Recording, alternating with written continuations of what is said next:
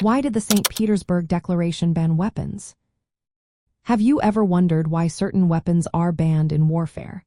The St. Petersburg Declaration of 1868 provides a fascinating answer. This declaration specifically banned explosive projectiles weighing less than 400 grams. The reason?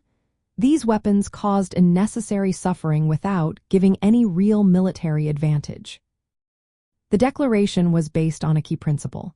The goal of war should be to weaken the enemy's military forces, not to inflict excessive pain on combatants. Smaller explosive projectiles were seen as inhumane because they caused severe wounds that led to prolonged suffering. In contrast, a conventional bullet could incapacitate a soldier effectively without such extreme injury. This declaration marked a significant moment in international agreements. It was the first to prohibit a specific type of weapon on humanitarian grounds. It aimed to strike a balance between military needs and the well-being of individuals affected by war. The idea was clear. Weapons that cause unnecessary suffering should be limited, even in the chaos of battle. The choice of 400 grams was not arbitrary.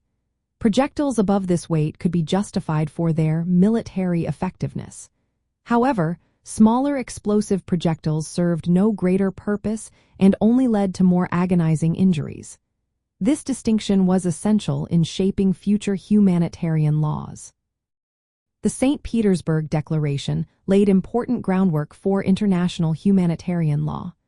It introduced the principle that warfare should not cause superfluous injury or unnecessary suffering. This principle later influenced the Geneva Conventions and the broader laws of armed conflict. These laws aim to protect both combatants and civilians from excessive harm during armed conflicts. Practically speaking, the declaration prohibited the use of explosive or incendiary projectiles under 400 grams among the signatory states. This limitation helped reduce the development and use of weapons that caused prolonged suffering. It was a major step toward regulating warfare to protect human dignity and lessen unnecessary pain.